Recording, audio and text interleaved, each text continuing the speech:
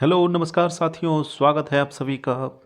RRB JE CBT 2 का exam date आ चुका है 22 अप्रैल 2025 को। और उसमें साइंस से 15 क्वेश्चन पूछे जाएंगे, जिसमें कि सिर्फ केमिस्ट्री और फिजिक्स से पूछा जाता है। केमिस्ट्री का जितना भी चैप्टर्स था, हर एक चैप्टर का मैंने एमसीक्यूज़ करके डाल दिया है। आप उन सारे वीडियोज़ को देखिएगा, एक प्लेलिस्ट में मिल जाएगा आपको।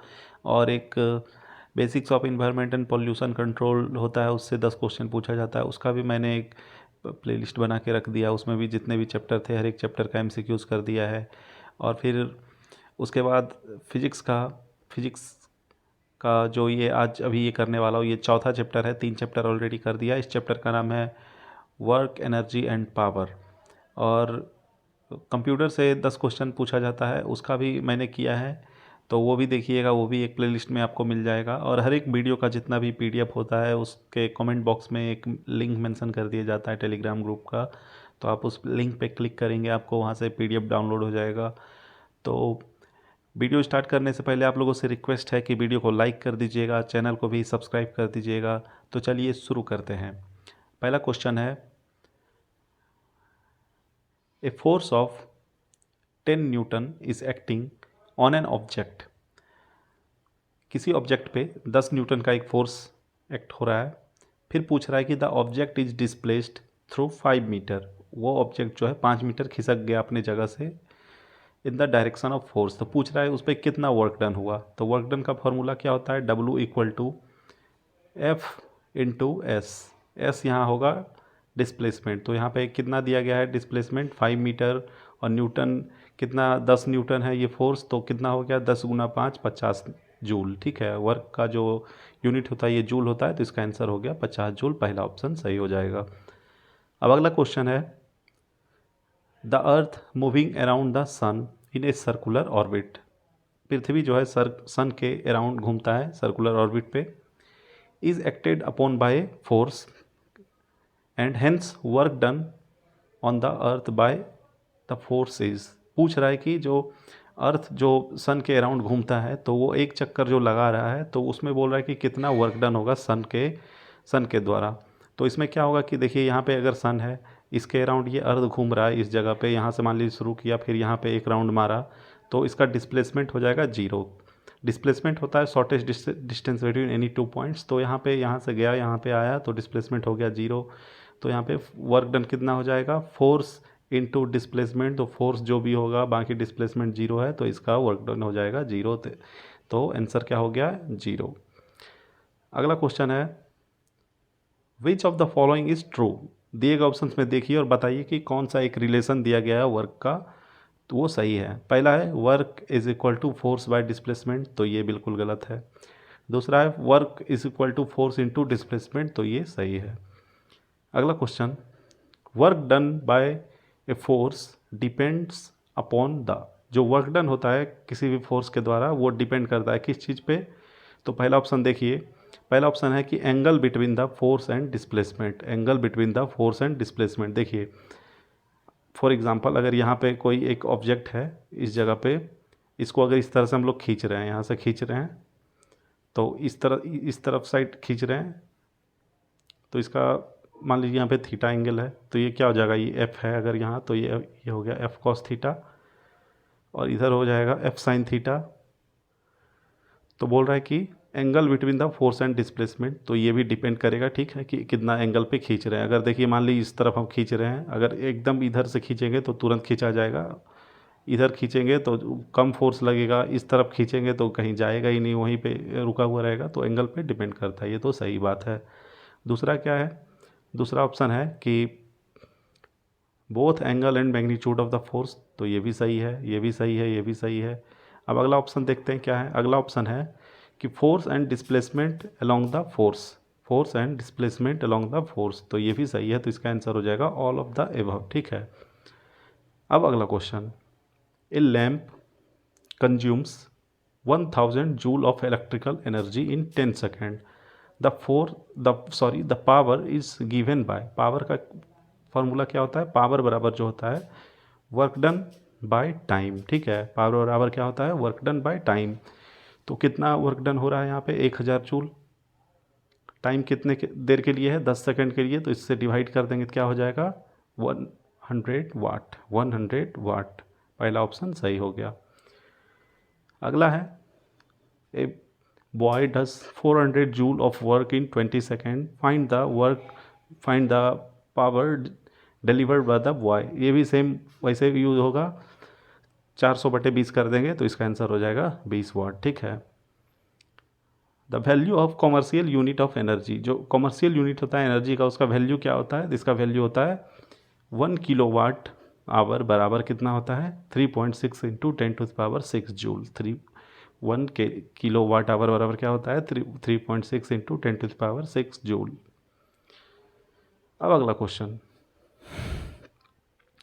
1 हॉर्स पावर को शॉर्ट में HP बोलते हैं। 1 HP बराबर कितना होता है, तो ये होता है 746 वाट के बराबर, 746 वाट के बराबर होता है। अब अगला क्वेश्चन है, energy that is produced commercially from coal, जो कोयला से जो एनर्जी प्रोड्यूस होता है उसको क्या बोलते हैं, तो उसको बोलते हैं थर्मल एनर्जी। ठीक है। कोई भी थर्मल पावर प्लांट होता है जो भी, तो वो वहाँ पे क्या यूज होता है, तो वहाँ पे यूज होता है कोयले का। The energy stored in A watch spring, जो वॉच स्प्रिंग होता है घड़ी के अंदर जो स्प्रिंग में जो एनर्जी स्टोर होता है उसको क्या बोलते हैं, तो उसको बोलते हैं पोटेंशियल एनर्जी। क्या बोलते हैं, पोटेंशियल एनर्जी। पुराने ज़माने में ये सब घड़ी होता था, अब तो ये चलता नहीं है, अब तो डिजिटल हो गया, स्मार्ट वॉच हो गया, यही सब यूज होता है। पहले होता था कि जिसमें चाबी देने से उसमें स्टोर हो जाता था पोटेंशियल एनर्जी, और उसी चाबी देने के बाद फिर वो घड़ी दिन भर चलता था। अगला है, a stone is dropped from the roof, छत से एक पत्थर को गिराया गया of a house towards the ground, ground की तरफ।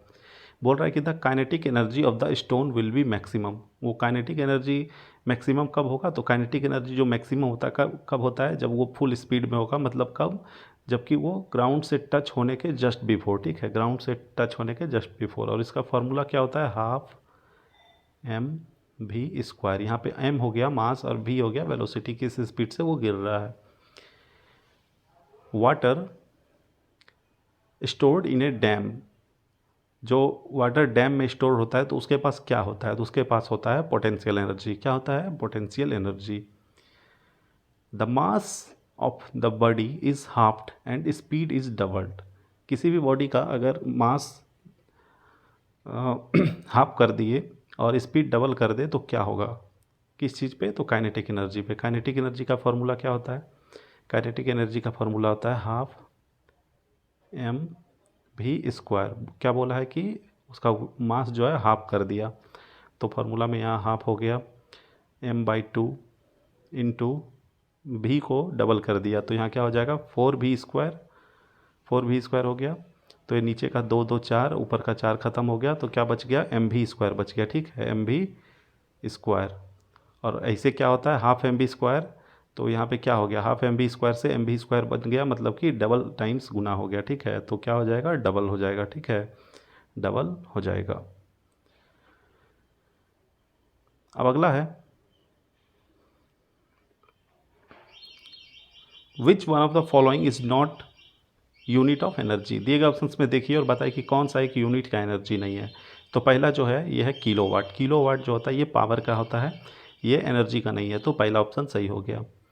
अगला है, car is moving with same acceleration on the rough road, it's total mechanical energy. अगर कोई कार जो है ये सेम एक्सेलरेशन पे किसी रफ रोड पे चल रहा है तो इसका टोटल मैकेनिकल एनर्जी क्या होगा, तो ये कंजर्व नहीं होगा। ठीक है, ये कंजर्व नहीं होगा, इसका आंसर हो जाएगा ऑप्शन बी।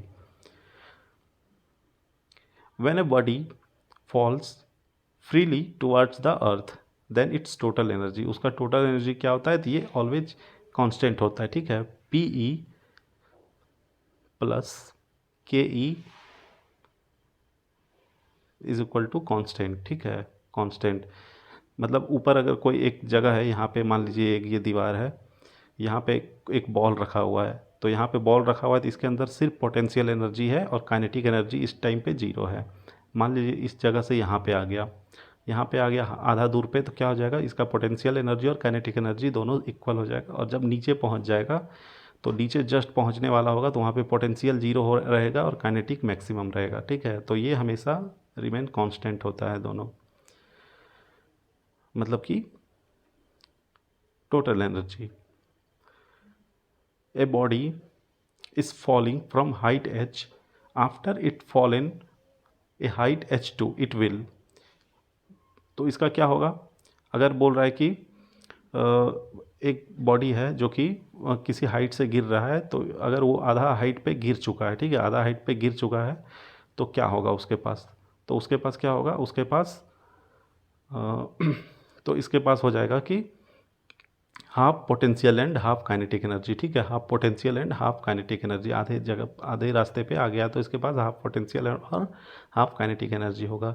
ये ओनली पोटेंशियल जो एनर्जी है ये कब होगा? जब वो ऊपर में रखा रहेगा, ठीक है, ऊपर में जब एच हाइट पे रहेगा। तो value of 1 kilo joule is equal to 1 kilo joule किसके बराबर होता है? तो ये होता है मतलब कि 10⁻3, इसी को 1000 बोलेंगे तो ये हो जाएगा 1 किलो जूल के बराबर, ठीक है। इसको शॉर्ट में the energy processed by a body due to its change in position और शेप इज कॉल्ड। कोई भी एनर्जी जो होता है by body due to its change in position और शेप इन, इसको क्या बोलते हैं? इसको बोलते हैं कौन सा एनर्जी? इसको बोलते हैं पोटेंशियल एनर्जी। क्या बोलते हैं? Potential energy. अगला है a bullet of mass 8 gram is fired with a velocity of 80 metre per second. तो इसका पूछ रहा है कि कैलकुलेट इट्स काइनेटिक एनर्जी। तो क्या हो जाएगा? हाफ एम का वैल्यू क्या है? यहाँ पे 8 है, फिर जी हाफ एम भी स्क्वायर है, भी स्क्वायर तो 80 गुना 80 कर देंगे यहाँ पे। इसको सॉल्व करेंगे तो यहाँ पे 4 हो गया, 8 8 64, ये हो गया 6400 गुना 4। इसको करने के बाद आ जाएगा, कितना आ जाएगा? 256.6 जूल, ठीक है, 25.6 जूल आ जाएगा। ये आएगा, इसमें जीरो जो होगा ये, इसको जब ये यहाँ पे देखिए ग्राम है, ठीक है, यहाँ पे ग्राम है, इसको केजी में करना पड़ेगा, तो इसमें 1000 से भाग देंगे तो यहाँ पे आ जाएगा कितना? 25.6 जूल, ठीक है। यहाँ पे जो वेट होता है यहाँ पे केजी में होना चाहिए था। If two bodies A and B having equal masses are kept at height h and 3h respectively. बोल रहा है कि दो बॉडी है ए और बी, एक को h हाइट पे रखा गया, एक को 3h हाइट पे रखा गया। तो पूछ रहा है कि दोनों के बीच का पोटेंशियल एनर्जी का रेशियो क्या होगा? तो जो पोटेंशियल एनर्जी होता है mgh, ठीक है, mgh होता है, तो यहाँ पे h पे डिपेंड करता है, तो h जिसका जितना ज़्यादा रहेगा वही उतना ही उसी के अकॉर्डिंग होगा पोटेंशियल एनर्जी भी। तो पहला का mg तो दोनों का कैंसिल हो जाएगा, तो h/3h हो जाएगा, तो क्या हो जाएगा? 1/3 के रेशियो में होगा, ठीक है, 1/3 के रेशियो में हो गया और इसका पोटेंशियल एनर्जी भी। A car is accelerated on a level road and attains a velocity 4 times of its initial velocity. In this process, the potential energy of the car इस बोल रहा है कि एक कार है जो कि एक्सेलरेट किया जा रहा है किसी लेवल रोड पे, और वो वेलोसिटी जो है ये 4 टाइम्स बढ़ जाता है उसके इनिशियल वेलोसिटी से। तो पूछ रहा है कि इसमें उसका पोटेंशियल एनर्जी क्या होगा? तो उसका पोटेंशियल एनर्जी क्या हो जाएगा? ये 16 टाइम्स जो हो जाएगा ये बढ़ जाएगा, ठीक है, 16 times of that of initial, ठीक है।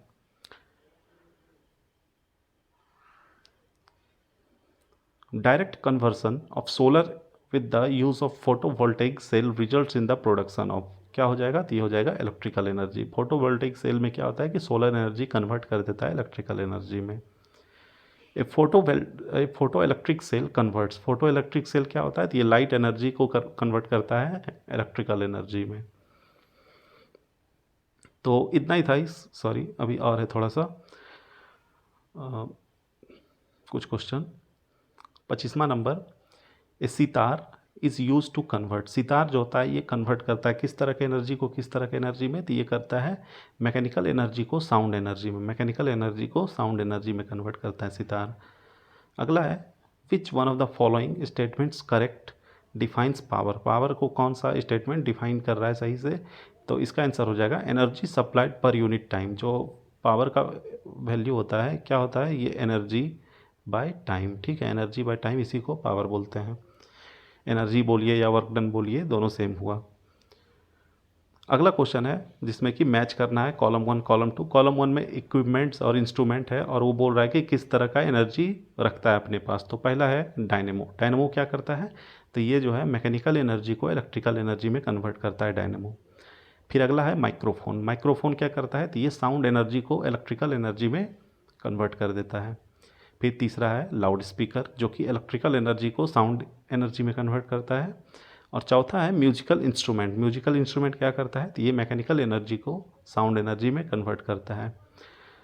तो इतना ही था इस वीडियो में। आई होप आप लोग को पसंद आया होगा। आप लोगों से रिक्वेस्ट है कि वीडियो को लाइक कर दीजिएगा, चैनल को भी सब्सक्राइब कर दीजिएगा।